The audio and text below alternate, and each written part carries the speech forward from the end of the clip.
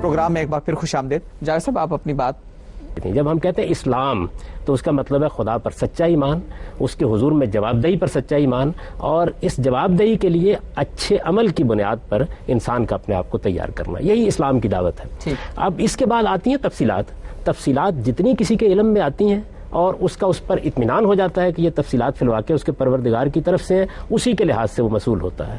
اگر ایک آدمی کے سامنے محمد الرسول اللہ کی پیش کردہ تفصیلات آ گئی ہیں, ان کی نبوت کے دلائل بھی آ گئے ہیں, بات اس کی سمجھ میں آ گئی ہے, وہ پھر انکار کرتا ہے, تب مجرم ہوتا ہے. یعنی میں اس بات کو یوں بیان کروں گا. اب اس کے بعد یہ رہ جاتی ہے ماحول کی. تو دیکھیے بات یہ ہے کہ امتحان لینے والے نے اس ماحول میں وہ تمام اسباب پیدا کر رکھے ہوئے ہیں, اس کا کوئی غربت و عمارت سے تعلق نہیں ہے. یعنی یہ کائنات ایک غریب کے لیے بھی اس کے گرد و پیش میں پھیلی ہوئی ہے, اور اس کا اپنا وجود اپنی ساری فتنہ سامانیوں کے ساتھ اس کے پاس بھی موجود ہے.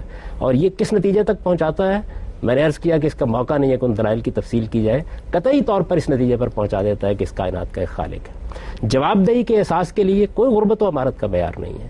یہ اتنا فطری احساس ہے کہ انسان گویا اندر سے بول اٹھتا ہے کہ یہ فی الواقع مجھے جواب دہ ہونا ہے. آپ نے پوری کائنات کا نظم جو انسان کی سطح پر بنایا ہے جواب دہی کے احساس پر بنایا. قرآن مجید کو آپ پڑھیے تو وہ آپ کو بتائے گا کہ وہ اس بنیادی چیز کو کیسے پیش کرتا ہے اور کیسے ثابت کرتا ہے, اور کس قطعیت کے ساتھ پھر اس کو نتیجے تک پہنچا دیتا ہے.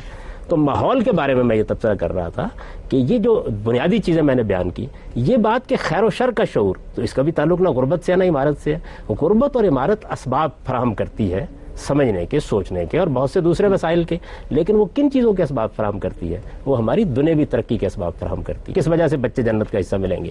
اس وجہ سے جنت کا حصہ بنیں گے کہ خود کائنات کو اگر آپ دیکھیں جو اس وقت ہمارے لیے بنائی گئی ہے, اس کی نعمتوں میں بچہ خود ایک عظیم نعمت ہے.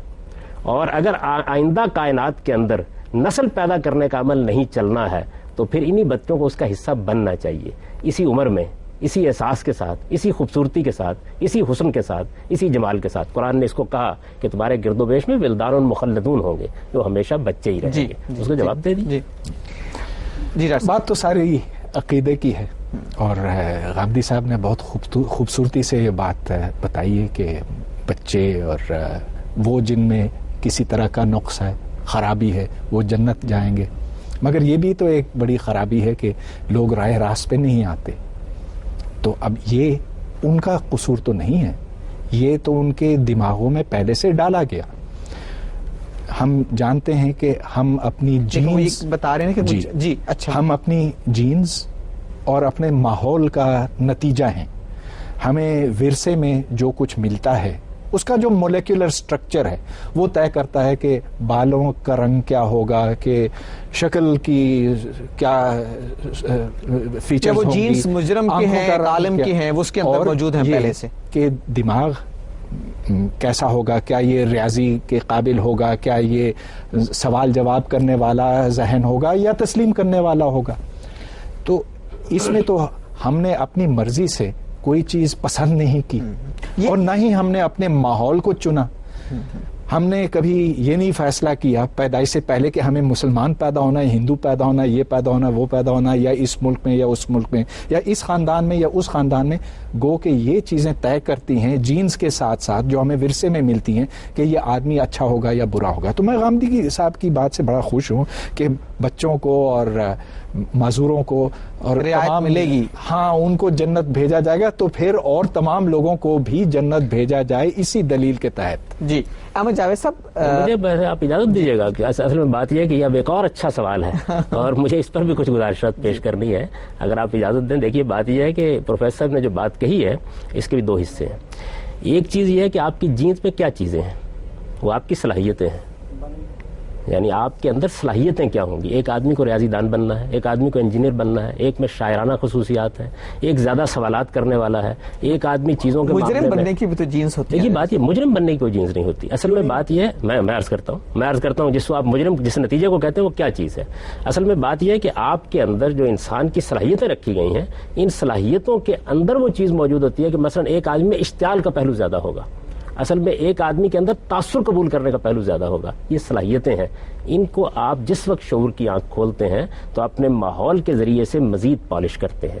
اس کے نتیجے میں مجرم بھی بن جاتا ہے, اور وہی اشتعال کے ساتھ الجھ جانے والا آدمی جو ہے وہ ایک عظیم مجاہد بھی بن جاتا ہے۔ دنیا کے اندر ہزاروں مثالیں ہم پیش کر سکتے ہیں۔ غریب ترین گھرانے میں آدمی پیدا ہوا اور آپ دیکھیے کہ اس نے کیا کارنامے دکھا دیے۔ میں مذہب کے حوالے سے بات کر رہا ہوں۔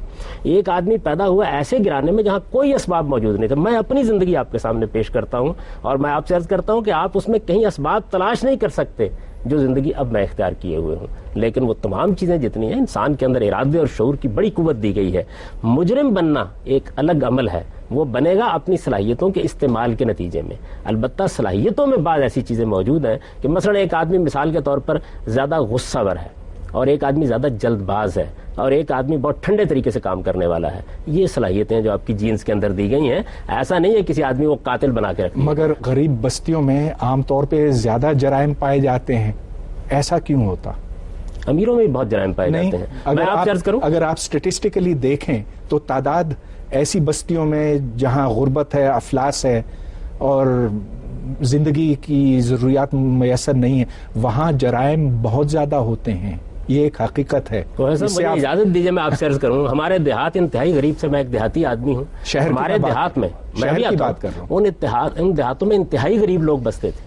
ان انتہائی غریب لوگوں کے جرائم کی شرح انتہائی کم تھی۔ ہمارے دیہات پرسکون دیہات تھے، ان کی تہذیب اور ان کی معاشرت مثالی تھی۔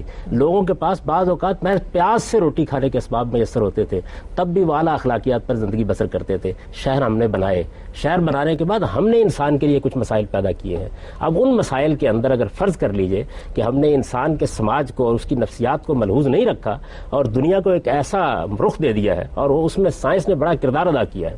سائنس بڑی نعمت ہے لیکن ظاہر انسان کے ہاتھ میں ہے، بڑا کردار ادا کیا ہے۔ اس سے ماحول میں کچھ خرابیاں پیدا ہوئی ہیں جو آپ کو شہروں میں بعض موقعوں کے اوپر اس طرح نظر آتی ہیں، لیکن اس کے ساتھ آپ دیکھیے امیر گھرانوں میں کوئی اسباب و وجوہ نہیں ہوں گے، اس کے باوجود آپ دیکھیں جرائم پیشہ لوگ وہاں بھی پیدا ہو جاتے ہیں۔ تو زیادہ سے زیادہ آپ یہ کہہ سکتے ہیں کہ انسان بعض اوقات خود اپنے پاؤں پر کلہاڑی مارتا ہے اور اپنے ماحول اور اسباب کے اندر ایسی خرابیاں پیدا کر دیتا ہے۔ اگر انسان ایسا کرتا ہے تو خدا اس کی رعایت دے گا۔ اس کو احمد جاوید صاحب نے بیان کیا۔ لیکن ایک بات میں عرض کرنا چاہوں گا ڈاکٹر صاحب، ہم چاہیں گے ایک وقفے کے بعد گفتگو کو جاری رکھیں، حاضر ہوتے ہیں تھوڑی دیر کے بعد۔